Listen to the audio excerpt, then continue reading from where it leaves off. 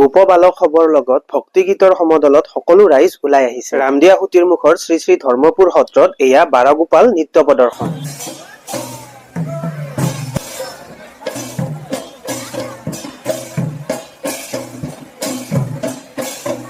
শিশু কৃষ্ণৰ সখা গোপ বালকসৱক লৈ সমগ্ৰ ভক্তপ্ৰাণ ৰাইজ এতিয়া প্ৰভুৰ গুণানুকীৰ্তন কৰি ভ্ৰমণলৈ ওলাইছে।